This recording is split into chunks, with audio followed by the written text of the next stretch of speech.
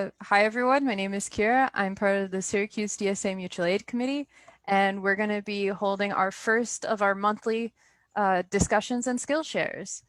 Today, I'd like to introduce John, who'll be starting us off with who we are and what we do. Hello, my name is John. My pronouns are they, them.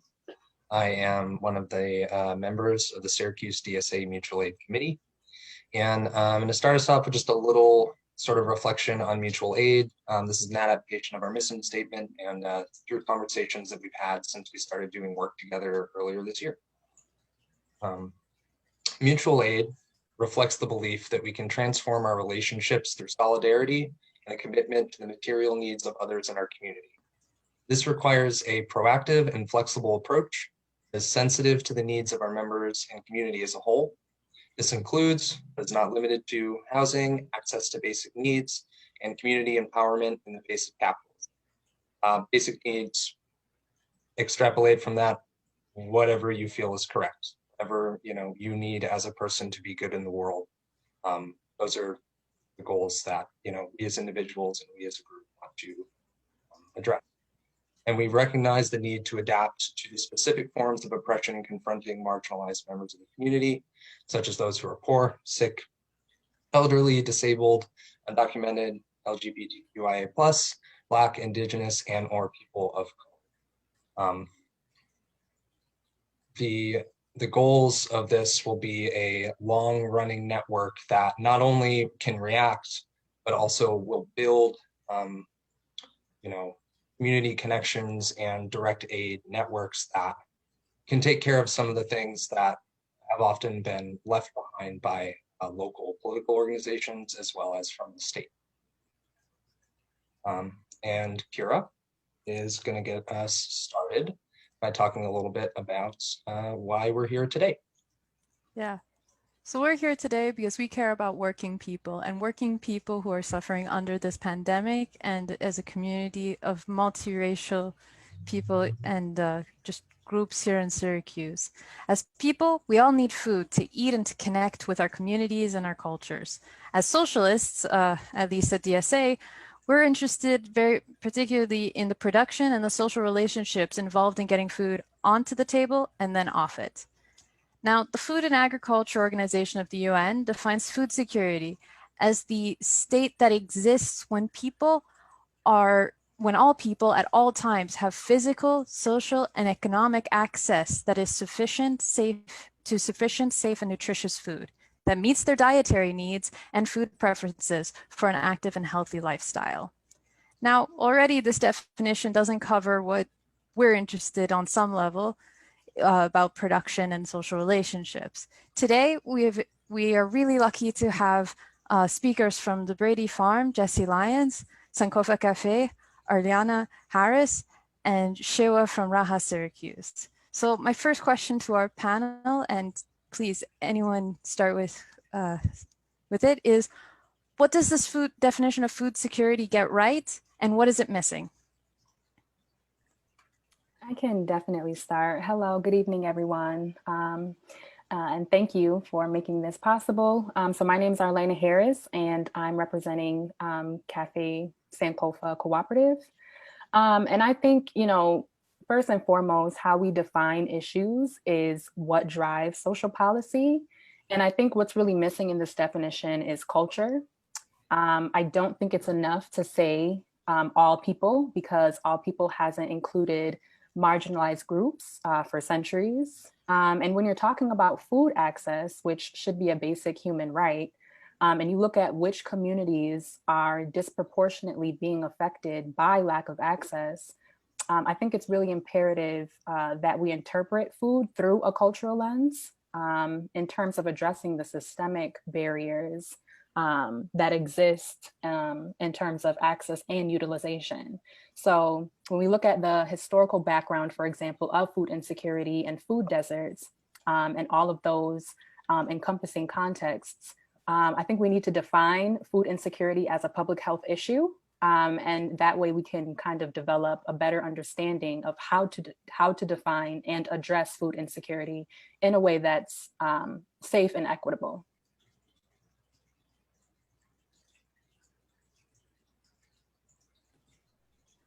I guess I would add, I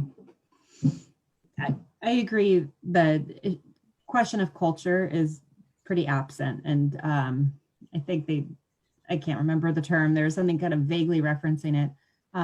But the other piece that we encounter around food security, and it is a cultural thing, but it's really this ability to use food. So it's access isn't enough. It's like, what are you doing with the food that you actually have and that is available in the community? And so that has been a shift culturally in our country in particular, away from being able to use whole foods and a movement toward processed foods. And so a bigger piece of this definition is also not addressing the major gaps in our food system that have led to, so whether it's about processed food or how food is getting directed into different markets, or what does that market system look like that is getting food to where it is. There's some really big important gaps that are about sustainability of food system, but also food culture and around sovereignty of food and control of our ability to access food. And so there's no mention of sovereignty and what it means to have control over your diet. It's just having some kind of access to it. Yeah, I would like to add on to what Jesse said is that, yeah, it's true. So like, for example, like in Syracuse, there is like a food apartheid, and a lot of communities, marginalized communities, don't have access to healthy foods, and that leads them to like, first of all, they probably don't have good access to healthcare, and also this affects their abilities to do daily things in life, and it leads to diseases such as like diabetes and heart disease and all of that stuff. So food is very important, but a lot of our communities are not getting the access to it. And if, for example, even like the transportation system, a lot of individuals live very far from a lot of communities live far from grocery stores. They only have access to the corner stores or gas stations for their food. And when they do utilize the transportation, it doesn't have enough space for their bags, their groceries. So that, and then on top of with COVID, it has made a lot of the issues that these communities face, it's exacerbated them because of the problem. So it basically, COVID has kind of shined light on the issues that these communities face. All right, that's already so much you've guys given us in terms of the ideas that culture is involved, access is involved, security, access not being sufficient as far as what does it mean to have access. With that in mind, how do all of your various organizations address aspects of food security and this expanded definition here in Onondaga? What are the missions and who are most affected, or who are the people your organizations hope to serve? Maybe we can start with reverse order. Shewa, would you like to take this away? Yeah, of course. So I am representing Raha Syracuse. Three of us, Surya Rahim and Aya Hajari, we started Raha Syracuse at the end of April of this year. And we started because we saw that there was a need in this community. And we started out helping the Muslim community. We are a Muslim female hijabi-led group. And we basically, for us in the Muslim community, during COVID, it was the month of Ramadan. And a lot of families don't have the abilities to provide food for their families during the month of Ramadan. So what the mosques do, the places of worship for us here in Syracuse and everywhere, they would provide meals, and we would break our fast, our day-long fast at the mosque. So with COVID, we weren't able, like families were not able to go and enjoy food and break their fast at the mosque. So what we did was we saw that there was a need, and we started by providing 400 meals in total. So we had 2 meal drives. we made meal containers full of food, and then we would give it out to the community. So we made 400 in total. It was 200 for the first one, 200 for the next one. And then, so that was with the aspect of food. For this month, we are doing a community meal drive where we are actually we're not only serving the Muslim community, but we're serving the multiple populations in Syracuse. So we are helping the unfortunate, like low income, refugee and homeless population, and we're providing them, we wanted to start the season of giving back by giving back meals to the community. And we will be working with nonprofits around Syracuse and providing each nonprofit a certain amount of meals so they can give it out to their clients or the people that they serve. We don't only work with food, but we also have provided gifts for the Muslim population for our 2 holidays. We also worked with Sweet Praxis, which has been an amazing business to work with.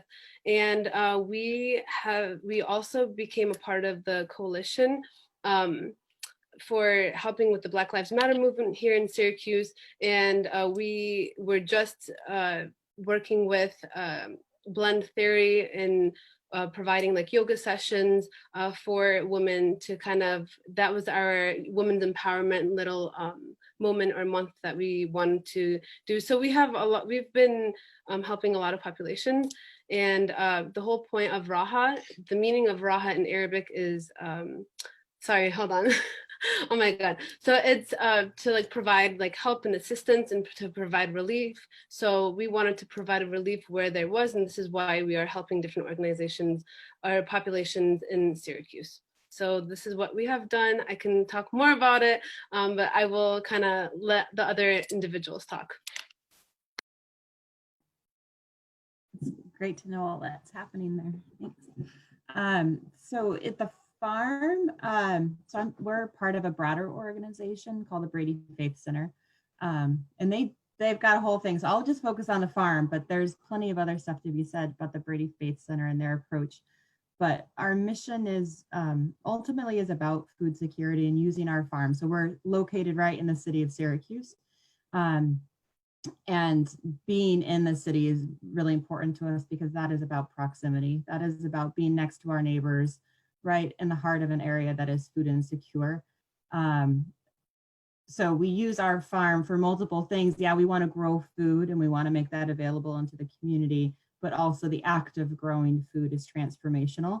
And it's an opportunity for education, and it's an opportunity for training and jobs, but just people coming together, people learning how to be back with the land and learning how to be together when they're touching the soil, and just getting back. So we have a couple of programs, the CSA, which stands for Community Supported Agriculture, where you get a box every week or 2 weeks, depending on what people subscribe for. But we've adjusted our program. We're not a very traditional CSA. We kind of have like the standard stuff, but we serve a really diverse population. So it's a critical part of what our parent organization and our farm is about, listening and really trying to hear what the community wants and needs instead of trying to dictate what they ought to have. So we've flexed our program a lot so that we do grow, what the things that we know we can grow well.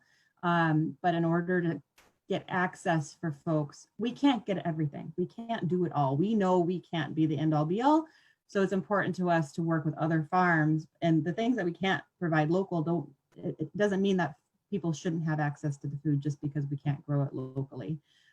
So we do get things wholesale, and we try to get things that are really popular, especially with kids. It's like we want kids to eat, and so they're not going to eat kohlrabi. You can't hand them a kohlrabi and expect a kid to eat it. Sometimes you can't, but it's not very often. So we have to be honest with ourselves about what people. Ashley is laughing at me, but I like to make kohlrabi soup, and she knows it. But we have to be honest about what people actually want and how they actually eat. So we're trying to work on that. And then this year has been really great, is working with Cafe Sankofa. And we have a farm stand there at Cafe Sankofa. And it was every week for the growing season. And now it'll be twice a month in the winter months. So just trying to provide another access point in the community. And just really quick, the other thing we did just in response to COVID was partnering with some other community organizations to coordinate food boxes.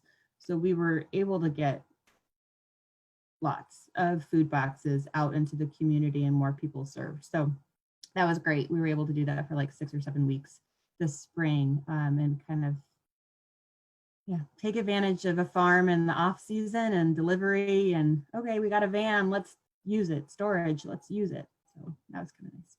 All right, I'm sorry, Carolina. No, that's awesome, and we love working with you all.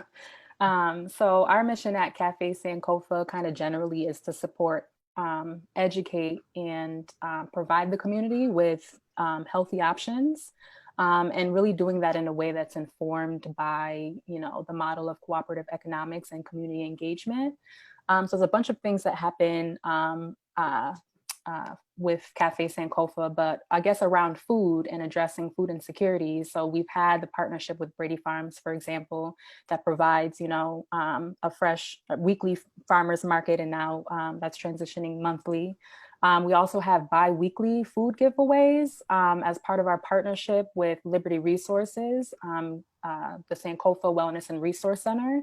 And so they've been instrumental at all throughout COVID being open and providing food as well as hygiene items and any other basic necessities, that people really need. And so we're also pre-COVID, we kind of were doing a lot of food demonstrations and budgeting info sessions, so people can learn how better to balance and be able to provide food for themselves and their families. We also have a monthly food sense program, which I actually coordinate for the center. And it's essentially a monthly food buying program for people who are able to kind of stretch their monthly grocery dollars.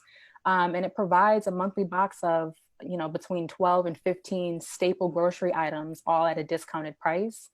And so this year, we actually just finished our Thanksgiving food drive. And essentially we worked with other organizations, other people, and got, a significant amount of donations to be able to provide, I think it's between 50 and 60 food boxes, which all include Thanksgiving related items to families in need. And we're hoping to kind of do another one in December, just to kind of uplift the community at the end of what's been a very long and exhausting year. And then, some of our future projects have kind of looked at, being a site for a community garden and providing education around that, and youth programming, as Jesse said, around why it's important to grow your food and know where it comes from, and those types of resources. And hopefully, maybe more longer term, be a site for a composting location. And again, providing education around, things that are, biodegradable, and how to make healthy and informed decisions about what you're putting into your body and how it affects the environment. So there's tons of programming that we're doing. Typically our target audience, since we're located in the Sankofa district, is low income families who are deeply affected by concentrated poverty. And a lot of that looks like Black and Brown families, but we definitely see a large range of people from all different walks of life coming through our doors. And COVID has definitely made that difficult, but we've tried our best to, safely continue our engagement efforts, just so that the community knows that we're a resource and, we have their backs during this difficult time. And I'd love to talk more about Cafe Sankofa, but around the food security issue, that's majority of the work that we're doing.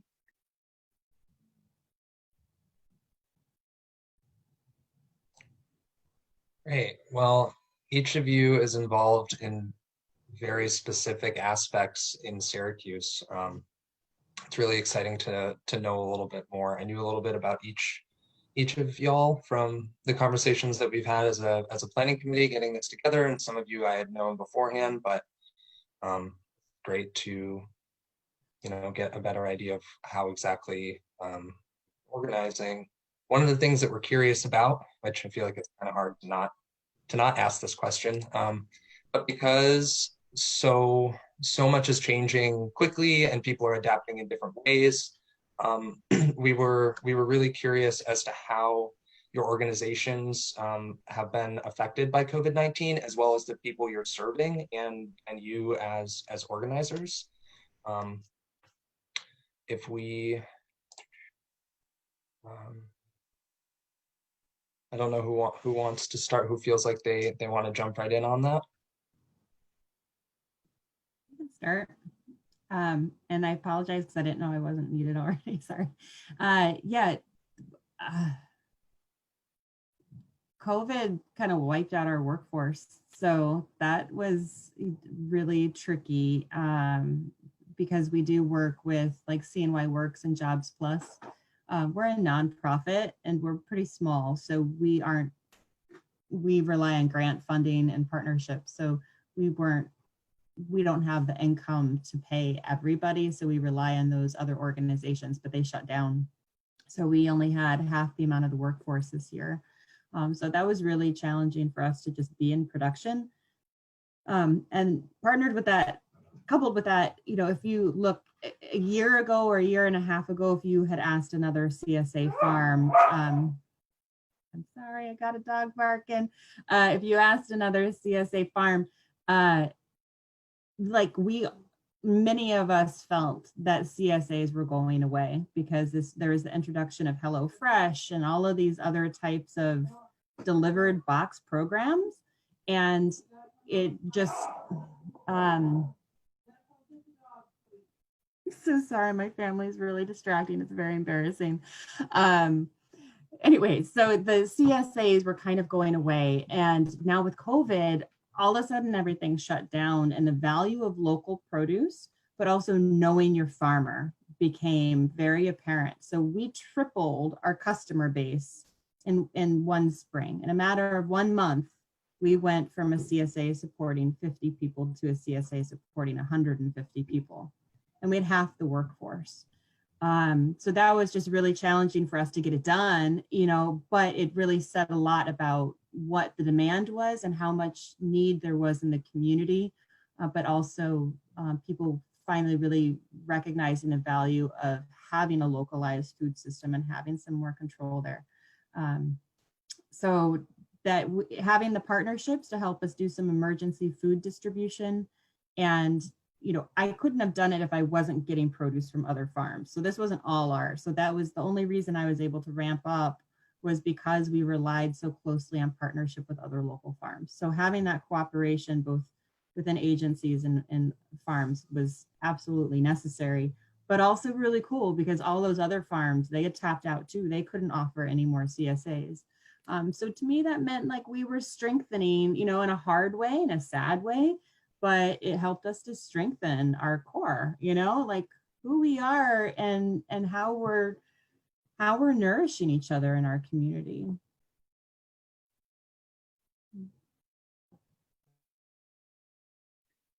Yeah, I think for, you know, Cafe Sankofa was very difficult because a lot of the work that we do is kind of like this, hey, come on in, like have some coffee or have a smoothie or, you know, come kind of take advantage of whatever we have going on in the center for that day. And so I think even the structure of, you know, engaging with people from that human-centered lens shifted. And the actual center itself was open throughout COVID with our partner Liberty Resources through their Sankofa Wellness and Resource Center. And so they were kind of providing information, resources, hygiene items, food, PPE, and, you know, they were considered essential workers. So there's just the nature of people kind of, you know, having to kind of have that table in front of the double doors and only one person in at a time definitely shifted, you know, the way that we kind of connect with the community. And, you know, Food Sense program shut down. So I think there was like 2-3 months where Food Sense wasn't happening. And so I think starting in September, we kind of worked with the food bank and said, hey, people are really in need. Is there any way that we can do something and make sure that, we are adhering to these guidelines and doing it in the safest and most equitable way? And so we had 2 giveaways. So September and October, we had 2 giveaways where we were able to kind of donate a limited amount of boxes, but in a way where people can either pull up in their cars, or there's enough social distance and maybe one person at a time is kind of receiving their boxes through the double doors type of thing. So we were still kind of able to have an impact, but it definitely was very difficult to manage. And I just think another thing is just regarding COVID is a lot of people, needed to be educated about it. There was a lot of people in need of masks and hand sanitizer and just those basic things. And so we saw a lot of, I guess, a lot of challenge in trying to, I guess, mitigate those barriers, which already exist. And, COVID, really did shed a light on, the issues and challenges that are being faced by families on a day-to-day basis.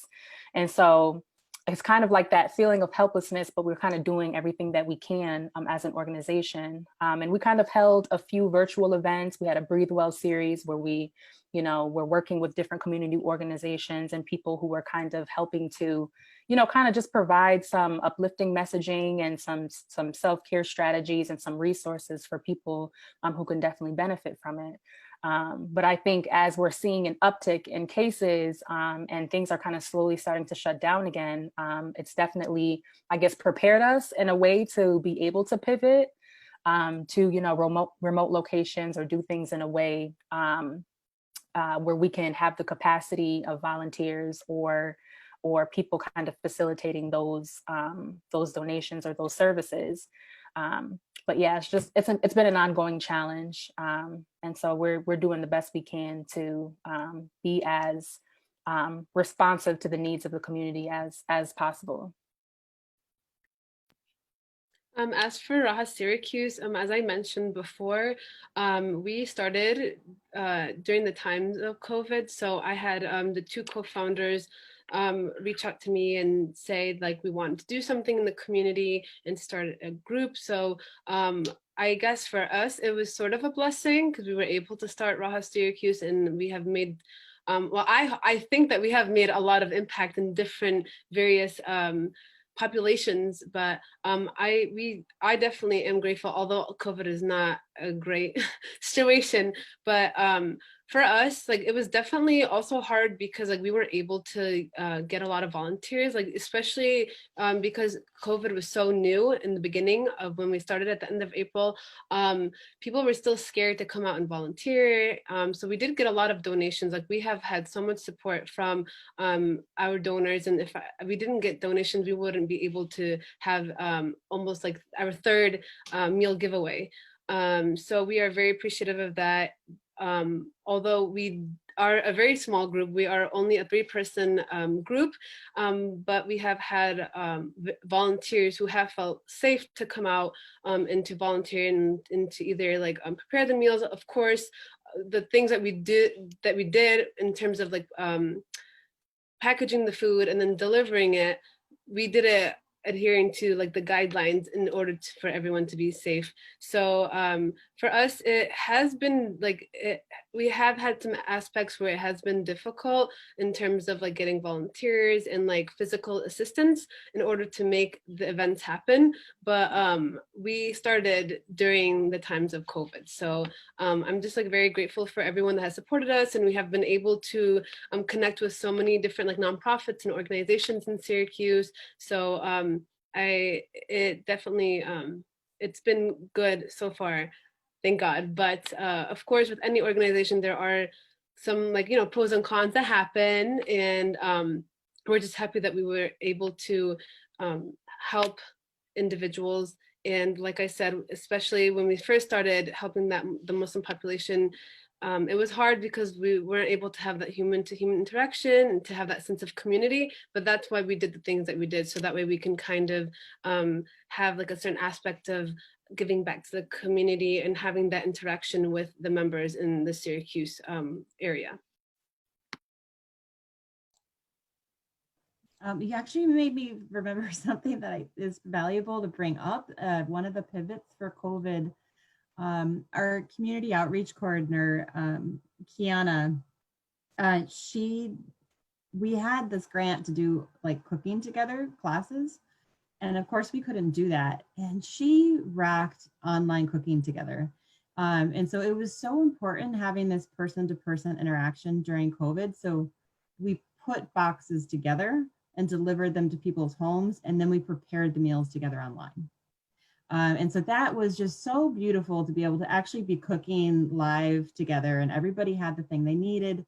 And it was touching on this. But the cool part too is like, if it hadn't have been online, we probably would have had like the mom or the grandma come.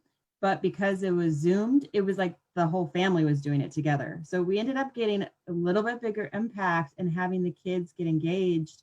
So that was, we didn't expect, we thought like, how are we going to do this outreach program? How are we going to teach people to cook when we can't cook together? But that was kind of a neat thing, but it also was really important. And the families that walked away from that, and I think we ended up having like 22 families, something, who participated.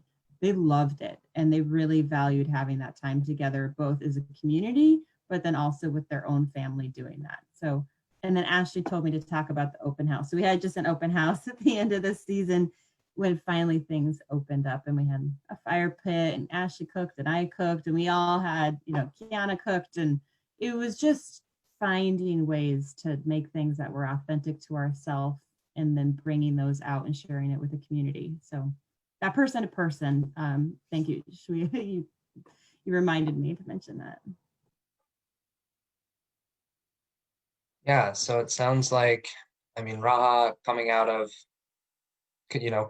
coming to being in COVID, and Sankofa and Brady sort of like taking that crisis, like all three of you, handling the crisis in different ways and finding, new avenues and expanding on what you're doing, is great. That's what great organizing is. So, sorry, let me bring up my notes. For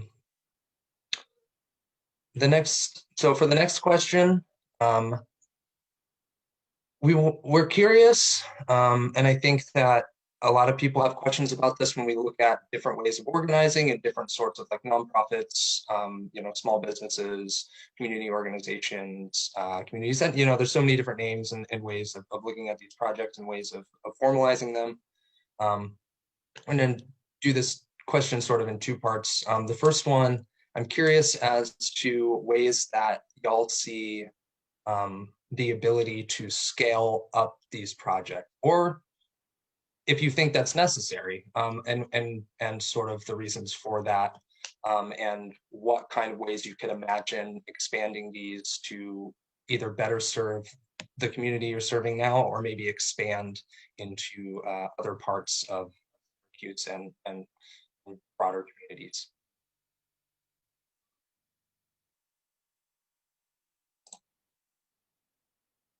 And we can do we want to do the same order as last time? Seems like a good flow there. I can start. It's just an interesting question regarding scalability, especially during a time of COVID, right?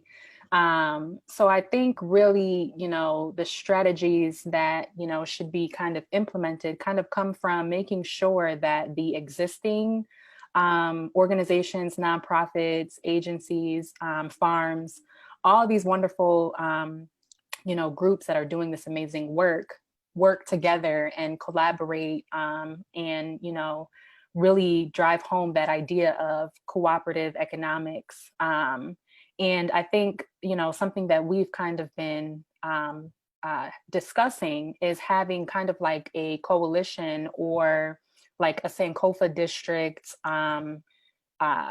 group, right, that kind of makes sure that, you know, whatever food giveaways are happening or whatever programming or services are happening around food insecurity, that we're doing it in a way that is collaborative and strategic, and, you know, it's not operating in these silos. So I think really, you know, in terms of scalability, I would say just making sure that we all are, you know, collaborating and working together in a way that can have the biggest and most, I guess, effective impact.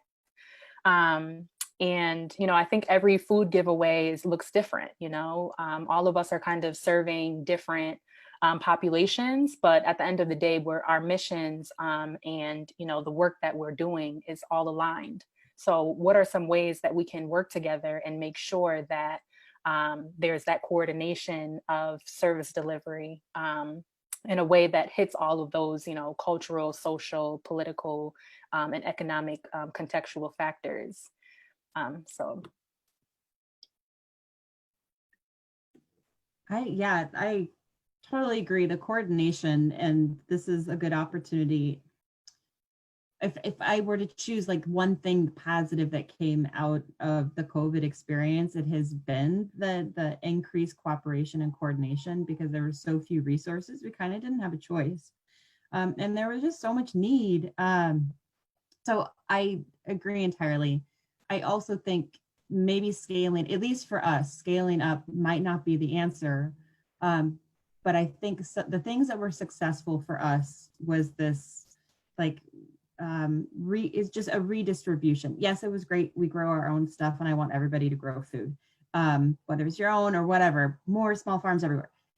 But it's the coordination where we were getting things from other farms and other retailers and getting it out. So,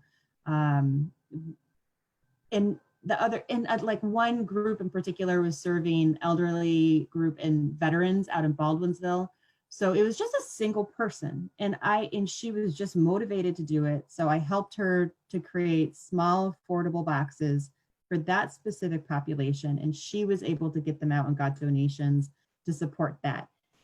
So we were able to like create specific things, but we had that capacity. So not every organization needs to have that capacity, but if you can get like a person who can try to represent 20 people, or somebody or an organization to represent 30 people, and we get 10 of them, and you only need a couple people with a van to do it, you know, a couple organizations can be like, I'll make the delivery trip and I'll get X, Y, and Z. All of a sudden, you know, you went from 50 people to 300 people. So I don't know that scaling up necessarily has to happen, but I think there's ways to just share our respective resources and capacities to just hit a whole lot more people, to help, don't hit anybody, but you know what I mean, like to really serve people. And that also is so important, because not every group is the same. We have to really be cognizant of the people and make sure that we are building on those personal relationships. So I think having more small groups that are working together is going to be much more powerful. Yeah, I agree with both panelists about collaborating. And actually what's interesting, Jesse touched upon, is that for our community meal giveaway, for our first two events, we kind of had it out for the community, so anyone could come and receive the containers of cooked meals. But for this time around, we wanted to reach more people. And so what we decided to do is to reach out to nonprofits that, you know, that do need meals and that don't have like much funding, and to provide them with food. So we have reached out to a number of nonprofits that, so what we're doing is we're going to have volunteers deliver a certain amount of meals to each nonprofit or organization or group to distribute to their own clients. So that way we can reach more people, like you said, Jesse. And it definitely is useful for a group that's pretty small. And we want to reach as many people that we can, and to reach a diverse group of individuals. So I also really do think that it's important for groups to work together rather in silos. And yeah, that's all I have to say. Yeah, that's great. So it sounds like what we're talking about here is redefining what scaling up looks like. not from a profit-driven model, but from a cooperative model. How to expand as much as we have into as many places where it's needed. So I guess a follow-up question, now that you specific examples of reaching out to people as almost like ambassadors for other neighborhoods, like you have one person who can represent X amount of people, go to them. Since these projects aren't looking at scaling up in the traditional way that maybe a capitalist business model would look at scaling up, how could other people start similar projects like this that could expand that network, if either experiences from y'all starting your organizations or working witin them, or maybe ideas that you've seen that work other places that you think would fit well in this kind of community network that we could have in Syracuse?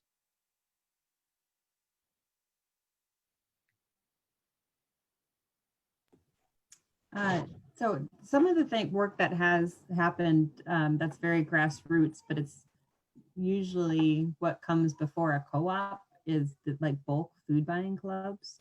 So you get like the one person who's got the access to whatever, pick your food distributor, and that person coordinates and sends it out. And so there's a number of those groups that already exist in Syracuse. And I think storage and just the ability to get things out and delivered is usually the limiting factor.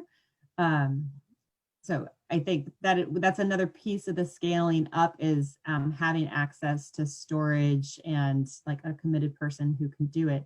But that's a very easy thing for any person to do, is to just make an account with different businesses that offer lots of different types of things, and then send out a Facebook post, like, here's the order coming up. So that's one way to do it. And then at least for our organization, I've had more people reaching out, and we've been able to coordinate putting together specialty boxes based on the population that they're trying to serve. So we just, we do what we can and put it together. But I think that that even if it wasn't our farm, but if somebody just reached out to multiple farms, they can probably figure out a similar system. But you need storage for some of that stuff.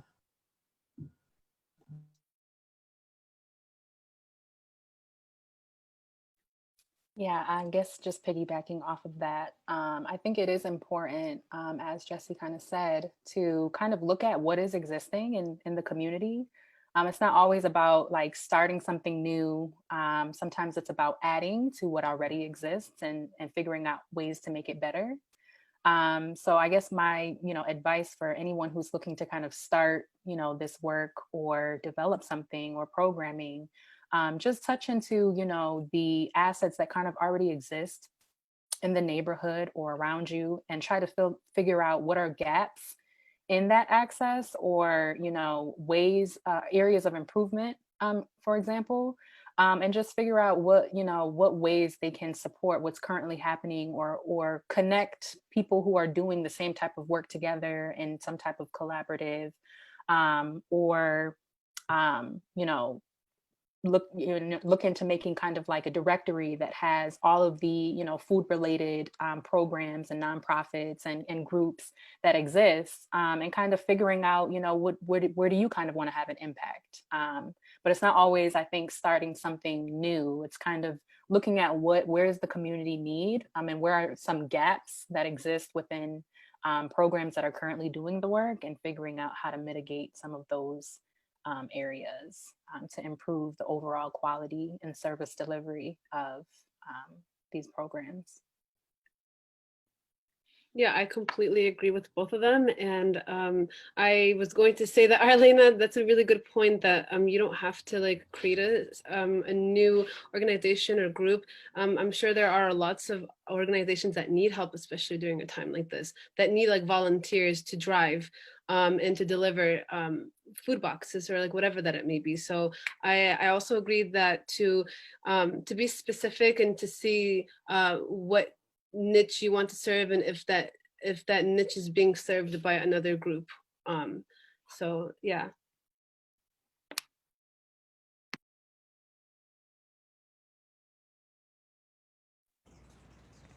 All right, thank you guys so much. That was a lot. You guys have brought up this idea that we don't have to start up necessarily brand new things, that getting to know our community can be really helpful.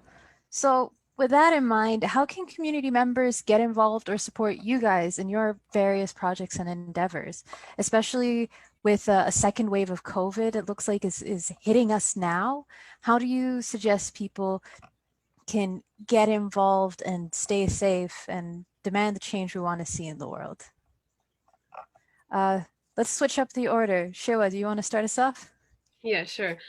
So I think honestly the safest way, and I'm definitely not being selfish, but I'm just saying I think the most safest way if you don't feel comfortable in volunteering in person is like monetary donations, because a lot of organizations are struggling with either there's been cuts in funding, or they just don't have much, or they're like scaling upwards and they're trying to serve more people and they don't have the funds to support that.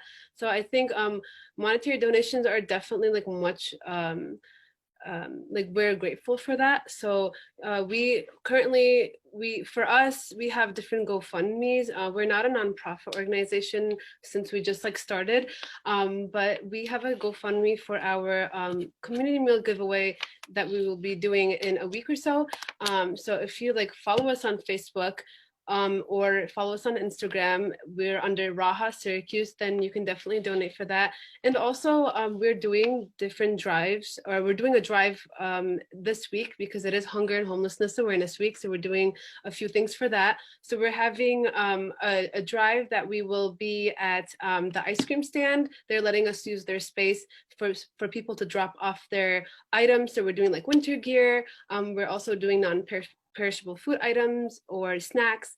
And to give you the times, sorry, let me quickly do that. And we'll also be putting this on our social media platforms too, but we'll be at the ice cream stand from the 20th, on the 20th from 5 to 8 p.m. and the 21st from 11 to 2. And we're going to be collecting, like I said, winter gear, and we would appreciate it if it would be new and for the coats to be gently used. And we're going to be giving this to different organizations in Syracuse. And yeah, and we also appreciate like in-person in-person like volunteers and stuff like that. What's the address of the ice cream stand? Okay, give me 1 second, let me Google this. Ice cream stand is right by the ice skating rink in downtown. It's actually right across from it, but let me get the address for you. I'm just Googling it right now. But yes, we would really appreciate that. And we're very excited to have some like social media blasts during the Hunger and Homelessness Awareness Week that is starting tomorrow. The address for the ice cream stand is 200 West Water Street, Syracuse, New York. And we would also appreciate it if you could support them because they're also amazing. But yeah, there are multiple ways that you can help organizations. And I'm sure that the other two individuals have other ways too. So thank you so much. Yeah, I would say the best way to kind of get involved or see, what's going on at Cafe Sankofa is to visit our website. So it's cafesankofacoop.com, and also looking at our social media pages. But I think she will really, hit the nail on the head in terms of, if people aren't comfortable volunteering in person, to look at, if is there GoFundMe or fundraisers going on, if you're, able to kind of make monetary donations, or even clothing donations or food donations. Really anything is welcomed and appreciated. And so I think that's kind of the best way to stay abreast of, the different events and things that we have going on. So just for example, the Liberty Resources Sankofa Wellness and Resource Center does food shares every other Wednesday. And so there's a lot of planning and organizing that goes into that. They typically give away food as well as hygiene items. So for example, you could donate a box of hygiene items, whether it's toothbrushes or mouthwash or whatever the case is, or food that can be distributed during those weekly food share programs. But everything that we do is pretty much, follow our Facebook page, Cafe Sankofa Co-op, follow our Instagram, and I believe Kira will be sending some links and some other information, kind of directly giving you direct access to some of the other programs that I spoke about earlier. And we're happy to accept emails as well, sankofacoop5@gmail.com with any type of inquiries. And I say that to, our panelists as well. Welcome to future collaborations and continuing to facilitate our partnerships. So thank you. Yeah, money always helps, for sure. But yeah, we do use volunteer help quite a bit at our farm. So if the beauty of a farm is we have open air, so it's pretty easy to be COVID safe volunteering. Even in the winter, we have to farm. So we keep farming even in the winter. Yeah, but more the spring will be more volunteers. But I mean, spreading the word, and not just our farm, but other local businesses. Just keep shopping local, fight the Amazon urge, and, just keep going, because people got to keep showing up and keep their businesses open. I guess, and related to that and the question about scaling up, diversification is how we get resilience. And we have to have a diversified economy, and we have to have a diversified local economy. So we all have to work together to make that really strong, and support one another in doing it. So yeah, shop, come to the Sankofa market and, buy our stuff, but know that also that is food coming from other local farms as well. But if it's not our farm, go to another farm, go to another shop. South Salina, man, there's some nice shops in South Salina. You don't know it because you don't stop. People drive right on past, but go get your produce and then go walk up the block. And so that would be my request. All right, thank you guys so much.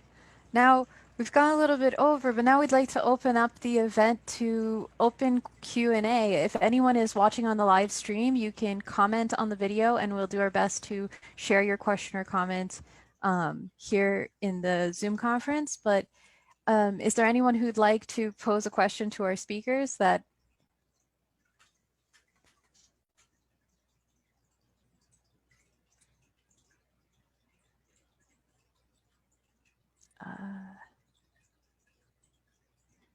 if you do, you can share your name in the chat. Since I have this time, I'd like to pose one more question to all our speakers.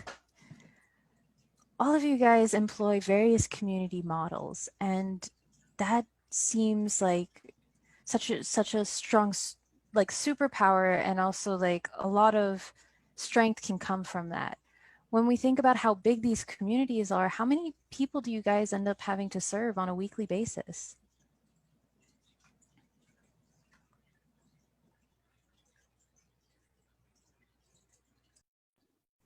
I don't know how many people we serve on a weekly basis. I was going to say the same thing. Yeah. I don't know. I mean, we have our standard for this summer, we had 80 customers. If there was 4 people in a family, so 240 people getting our food from a box every week. But that doesn't count the other people who are coming to the markets, and the neighbors who are coming, and the neighbor kids who use the farm as their playground, and all the other interactions and relationships from that. So I don't know. What do you guys do? How many people do you guys reach? For us, it's again depending on the events that we have. So I mentioned that for our 2 iftar meal giveaways in April and May, we provided 400 meals, and then we provided 300 gifts and for our holiday event. And for after that, we gave out a number of boxes with the help of Sweet Praxis. So I really don't know the total number, and it varies with events, and it's not really consistent because we don't have weekly events. So that's why I'm not able to answer that. Yeah, likewise. Mine is kind of a combination of the other two panelists. Regarding the food, this past Thanksgiving fundraiser, we raised, we have about 50 to 60 boxes to give out to families, which feeds a family of four. So I mean, I guess you can do the math, but like just this past Wednesday, the Sankofa Wellness and Resource Center, I believe they had 500 boxes that they were giving out. And so it varies. It definitely is never really consistent, but I would really defer to the Sankofa Wellness and Resource Center through Liberty, because they're doing the day-to-day programming, whereas Cafe Sankofa right now is kind of shifted to more of either remote work or different, I guess, services and programming that we can provide, whether it's like a virtual yoga session or something along those lines. So definitely varies. Not really sure. I don't want to put a number on it because I feel like it'd be inaccurate, but it ranges. All right. Thank you guys for those responses, and sorry for putting you guys on the spot like this. One question that just came up in our chat from Suren. What do your organizations want in terms of support from either the city or the state?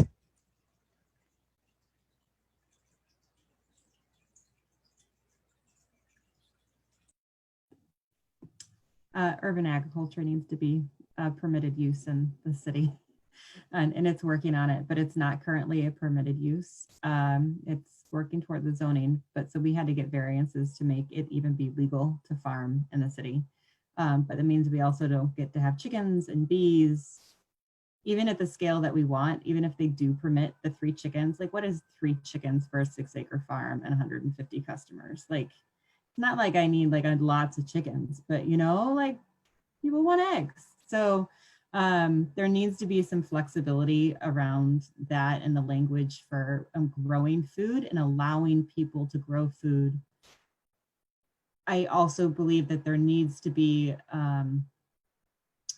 ways of looking at commerce and neighborhood scale commerce in a different way, because when you start looking at zoning codes and like mom and pop shops, like things get weird because mom and pop shops start turning into corner stores, and then like it goes down this rabbit hole of not a good impact on the neighborhood.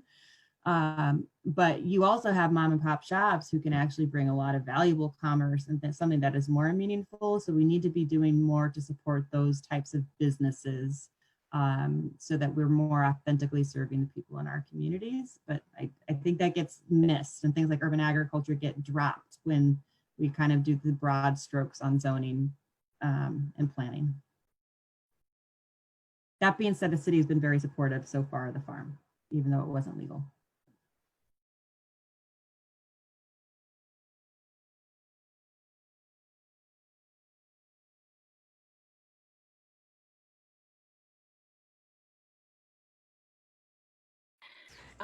Sorry, kind of was trying to think of how to answer that question.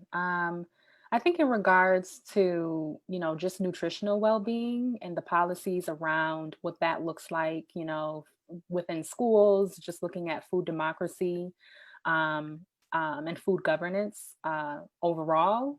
I think, those are definitely areas that need improvement, in terms of coming up with a holistic approach to meeting some of these needs. So it's not just a food issue, it's an economic issue, it's a public health issue. And so having policies that are informed by community residents who are facing these challenges, I think would definitely be helpful, and maybe providing an easier way to accessing city and state officials who are responsible for some of these policies, so that a dialogue can be created around what change looks like, from a community-led perspective. So in terms of specifics, not entirely sure, but I think just looking at those policies and figuring out, even how we started this talking about how we define food insecurity, looking at some of those larger structural and systemic issues that are really affecting marginalized populations that we serve. Yeah, I definitely agree. in a wider sense, I would say, again, like having grocery stores in these different communities that don't have access to fresh foods, making it easier for individuals in these communities, these marginalized communities, to get access to food deliveries from like grocery stores that are not willing to deliver longer distances, making it cheaper for them to be able to get that delivery service. And even like in terms of, this is probably like a bigger like systemic like issue, or like the system would have to come up with a solution for this. But again, like I mentioned, the whole transportation thing, making it more accessible for people to have like larger amounts of like groceries to take home on these transportation services. I mean, I'm sure it's definitely not safe with COVID and all that. So organizationally, like with us, I'm not really sure, but there are many things that can be fixed within the systems, and the American food system has a few issues. So we could it would be hard for me individually to kind of help bring change to the overall system, but I think if we work together and hold individuals accountable, then like hopefully we would be able to help these marginalized communities.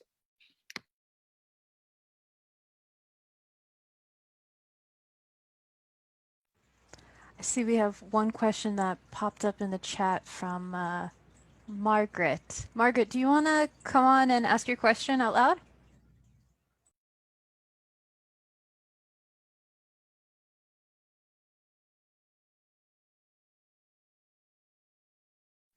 I think the question may have been answered in the chat box, but I'm not sure. Can you hear me? Yes, we Okay. can. I just wanted, I came in a little late, so I didn't know if that had been talked about. I just thought that was I had just read about that recently. I attend St. Lucie, and I just thought that that was just an amazing use of that space. So I just was excited to hear about that, and just wondering, I'm sure the timeline's a little ways out on that, but just wanted to. Do I have a second to touch on that, Kira? Okay, so the question was about the No James grocery store, which is on the near west side on West Street. So our parent organization is working to purchase that building, but we'll be leasing it in the short term. So we'll be opening a new grocery store there.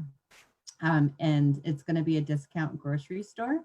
And that's based on not having poor quality food, but recapturing a lot of food that's being lost in the food system. So like trucks that are rejected because they missed their shipment, things like that, which there's a huge amount of waste in the food system. So there'll also be a bakery and catering and deli and a butcher shop. But part of that is about training people.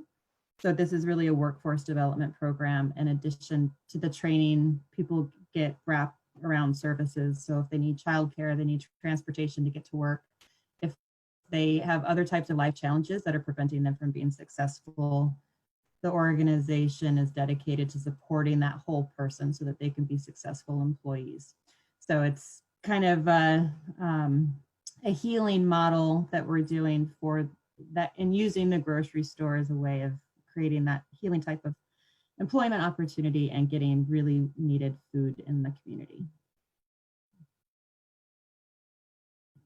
It's pretty cool. It is. Next in the chat, we have Bobby. Hey everyone. So what's like the difference between a cooperative versus like a non-profit or just like a business in general? I guess from decision making, but also I guess like politicizing food insecurity maybe too. Like if there's anything you could comment on that.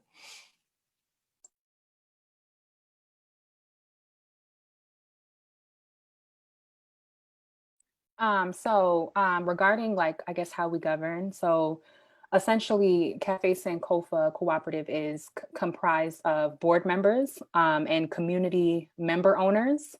So really the whole concept of cooperative economics is really building and maintaining our community together to make sure that, you know, our brothers and sisters problems become our problems and we solve them together. And so I guess from like a governance standpoint, everything that we do is informed by our community members, who all are stakeholders in any decision-making processes that we have. And so I would say, our motto is really just a concept that really unifies us and helps us to be able to make sure that any changes that are happening at the neighborhood level or the community level are being facilitated in a way where people who are interested and want to be involved can, and those who may not be sure of what Cafe Sankofa is about or how to get involved, that they have the access and the resources to be able to do so. I don't know if any of the other panelists can kind of shed some light on maybe the difference between that and a nonprofit, but we're currently working on trying to get nonprofit status because formerly we were known as the Eat to Live Cooperative, and so we've kind of been operating under that. And essentially what that was a grocery store, and the model kind of failed twice because they weren't able to kind of pay operating costs and things of that sort. The education aspect regarding, people being used to even a grocery store being in their community and what they have access or don't have access to, I guess caused it to kind of dismantle, unfortunately. So we've kind of re-envisioned this space as more of a community hub and a cultural center. And we have that cooperative economics as the framework for how we do programming and provide services and build community. And so we're hoping to kind of gain our nonprofit status so that we can increase our impact even more and be able to kind of take advantage of some of those financial opportunities so that we can reinvest back into the community, because that's really what it's all about.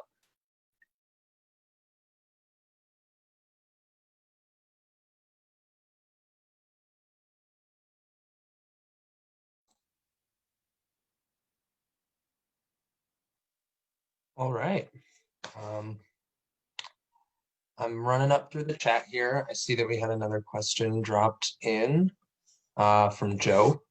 And inspired by this idea of food governance, how do y'all see education fitting into this conversation around food availability within public schools as well as in these community spaces? And that can include how you see yourselves participating in directly in that education on a person-to-person in your community level, but also I think from a like top-down sort of state public school platform as well.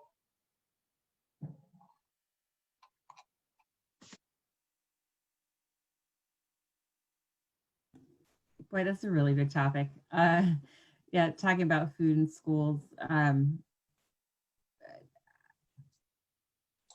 don't even know where to start, to be honest, but from a more personal standpoint, I mean, I do feel very strongly that food education needs to be treated differently. And like the type of this food pyramid or whatever food plate is just so inadequate in talking about food. And that food is also just coming from a nutritional standpoint that's dictated by the FDA, and like, what do they know? I'm sorry. I'm not entirely dismissive, but there is some great science behind that. But it is also not always culturally appropriate, and it is not, we're not teaching people how to cook. We're not teaching people how to grow their own food and how to pick their own food.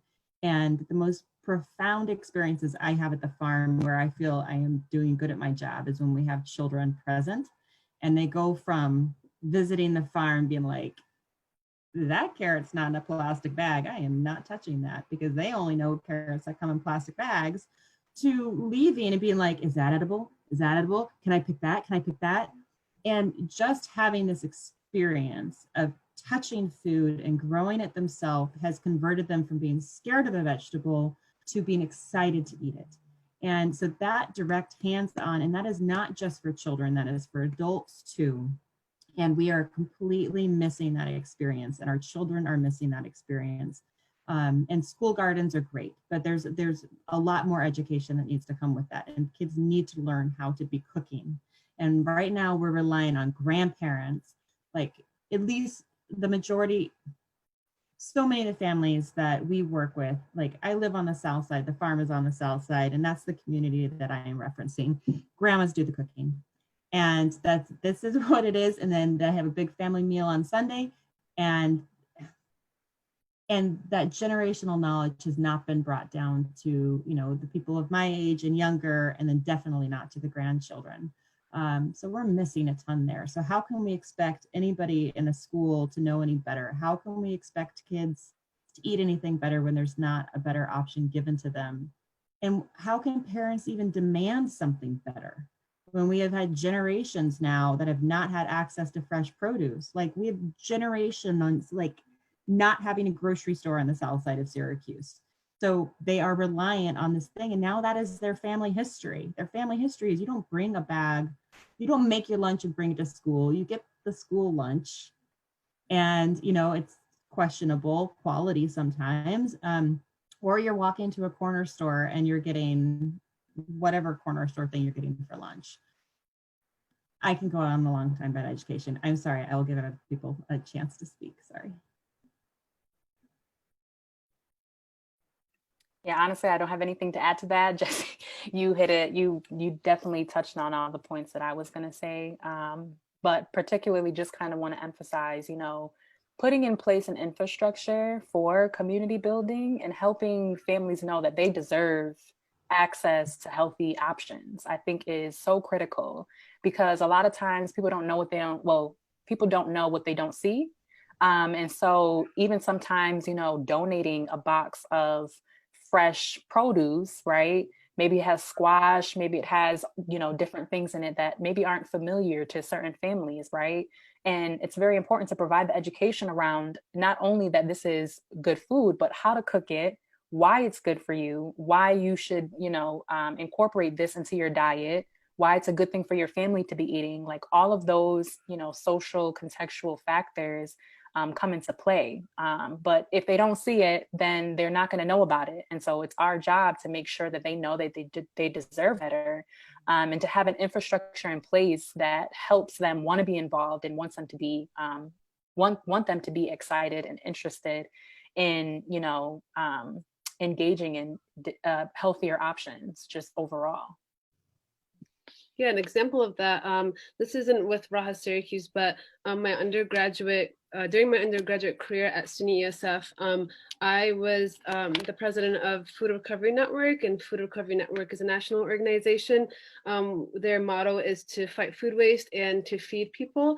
And so the basis of this organization was to go into college dining halls and to pick up the leftover untouched food that the dining hall would like throw away. They would take it to organizations that would need that. And one of the themes that I found from doing that for 3 years in college was we would deliver to like nonprofits in Syracuse, and these foods were so like, it was so different. Like they weren't familiar with what the foods that we were delivering to them were. So it was very like hard because they were used to the I guess like the burgers and like hot dogs and stuff like that. Like we delivered that, but it was just very interesting to see that these groups like didn't they weren't used to the foods that were served at the dining halls, what the students got and stuff like that. So I also do think that education is very important, and kind of maybe looking at the American food system like historically, and like for example, serving sizes have like tremendously increased, and a lot of us are just so used to like eating more food, and like the serving size of a burger is much bigger, and like French fries and stuff like that, and it's just like leading to so many like health issues. So it's just like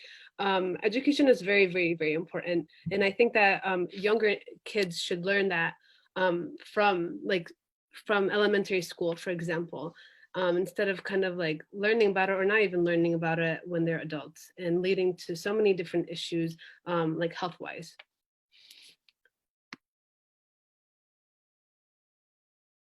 Oh, sorry. Someone asked me what did I study at ESF. I studied environmental science. I graduated with that degree, and I also had a minor in food studies at Syracuse University. So I'm all about like food justice, availability for or access to food, and food waste was definitely a big thing that I like worked on during my undergraduate career. So it's also nice to see someone in this group that goes to ESF. Great, thank you. Thanks, Betty. Those were awesome answers. Next, Jasmine has a question. So I didn't like do a good job of asking my question in the chat, but sorry for the background noise. Like, how difficult would it be to like work on simultaneously both the issue of food insecurity and also the issue of cruelty in agriculture, just cruelty in our food systems generally? Like, you know, does addressing worker exploitation and animal cruelty in agriculture and also just in food production in this area make addressing food insecurity more difficult necessarily? Like, and if not, like, how do we address both of those things at the same time?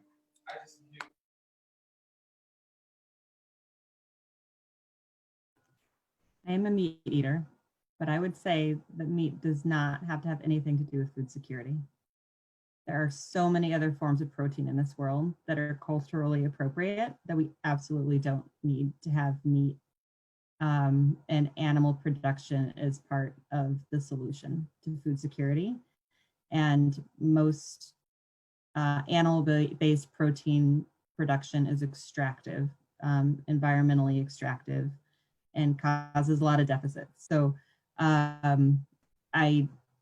we, back to education, need to teach people how to eat beans. Like, that is the thing that gets left over. And like in our food pantry, the bag of dry beans is the thing that always gets left behind. Like, we've got a little free pantry, and we have grown out of that ability to learn how to eat non-meat protein sources. So that's my feeling. It's like, I don't think that that's a problem at all. I think there's lots of ways to be doing that. If you're specifically talking about meat products, that may be harder for some other cultures, but I think largely on a day-to-day staple. If you're talking about a special occasion type thing, that might be different, but day-to-day type of staples, I think it's okay. But I'm curious what the other panelists think. Yeah, that was a great question. I think, so I'm actually plant-based, vegan. And so we have kind of been doing a lot of work around trying to partner with different groups or organizations or agencies and nonprofits that kind of can drive home this messaging around what it looks like to add more, bean-based protein, like legumes, and just kind of eating and having access and information about other options, other healthier options, and things that kind of comprise our diets. So one thing Cafe Sankofa has done, so we collaborated with Bad Vegan Cafe, LLC, and it's a Black women-owned company. And so they were providing home-cooked vegan meals every Monday for our Meatless Mondays for, I think, about a couple of months. And so it kind of really helped. It was through COVID, so it kind of really helped people to feel like, oh, like, we can go to this cafe and have a vegan meal, or we can try it, or we can figure out, what are maybe some better ways to prepare meals. And the whole concept, I guess, behind Bad Vegan Cafes, they had a lot of like mac and cheese and fake pulled pork and different dishes, cultural dishes that might be appealing to communities of color, for example. And so being able to offer that, and people try it and say, wow, like, this is not that different from dairy-based mac and cheese, or this is not that different from actual meat, kind of helps to facilitate an open dialogue and invite people to want to explore other options. And so I definitely think we have to, as organizations, community-driven organizations, we really have to look at how we can address both of those things at the same time and just provide more education around, you know, what that looks like, you know, for our community. So definitely great question. And, you know, we're doing our best to kind of try to incorporate all of those different elements within our programming. And it is difficult just because a lot of people are used to what they're eating. And so, especially with COVID and, you know, our businesses not operating like they used to with like this open door policy, it's a little difficult to maybe catch someone coming in and just, you know, wanting to try something, or, you know, wanting to take advantage of our meatless Mondays. So definitely a lot of challenges that we see within trying to align those two issues, but definitely important, and definitely a lot more that we need to do around that. Yeah, I definitely think I would think it would be hard, especially coming from a culture where we eat a lot of meat. For example, my brother is vegetarian, and I remember when we went back home to visit, I'm from Iraq, my family were just like making fun of him, and I'm like, oh my God, guys, stop making fun of him like that. I feel bad. Like, it's definitely hard to change, but I think like change is needed, and just to like educate individuals. In terms of like in Islam, we're supposed to slaughter the animal in a less, how do I explain it, in a way that is not hurtful for the animal or like horrible for the animal. So in terms, it's called halal meat, and I'm sure like there's also kosher meat too that is, I think, similar, but I'm not 100% educated on that. But that's what I really have to say. I'm just saying, like, there's a lot of like culture that like eat a lot of meat, and that's just like ingrained in their culture and like their way of living. But I don't know how easy it would be to kind of change that. So I'm just kind of bringing a different perspective of like cultures and things that people are like used to eating, and yeah, their diet. And I want to just add one other part to that, and thinking specifically of some of my Muslim friends that are in agriculture, like goat meat. You know, so that for a lot of the cultures, some of the Somali in particular, like that, man, they that's a big part of what they do. And so the challenge in our local food system is we don't have access to slaughterhouses that can process goat meat so that it's halal. So like even finding the ability to do that. So there might be less cruel ways to be doing it, but legally being able to do it so you can get a USDA inspection for the size of the facility to actually slaughter it is a problem. So you get groups going out to Rome on like once a month to go, because they have to go slaughter it themselves in order for it to be halal and to come back. So that it is a really interesting question of what to do, but that is a major gap in our food system, is actually even allowing for less cruel methods of meat production. It is totally geared towards large scale mass production, you know, so in larger farms. So even when you have somebody who's trying to be conscientious, it's a hard thing for them to be able to do. All right, thank you guys so much. We're nearing the end of our time, and to put our speakers on the spot once more, are there any questions that the speakers want to ask of each other? I just want their contact information. Go ahead. Tell you, Arlena. Oh, I was just going to say, I think, you know, there's definitely a lot of opportunity to build our partnerships and collaborate. And so it's not really a question, but just kind of a disclaimer that, you know, we are open and welcome to new ideas, new perspectives, ways that we can work together to kind of just build on the efforts that we're already doing. So if there's anything that Cafe Sankofa can do to support what you both have going on, and maybe other additional entities that are kind of aligned, we are definitely open and happy to help. I would say likewise. If Raha Syracuse can somehow like help in your organizations, we are definitely open to like collaborating. So I would love to get your contact information, and maybe we can like have a conversation about how we can help each other and support one another. Absolutely. All right, with that, we're nearing the end of our event. We were only going to go for an hour and a half, and it's only 8:24. But seeing as we have no more questions on the docket, I'd like to thank all of our speakers for coming today. I'd like to thank everyone from your organizations as well for making the time when you guys are dealing with so much and achieving so much during this period.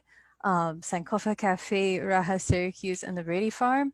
I'd like to thank our audience for sticking with us and engaging in this conversation today. I'd also like to thank everyone in the DSA Mutual Aid Committee kind of tirelessly this week to make sure we had all of this set up. So, and all the other projects that are up and coming. So, thank you, everyone. Thanks so much for having us. Thank you. Thank Good you night. so much. Have a nice night. Thank you so much, everybody.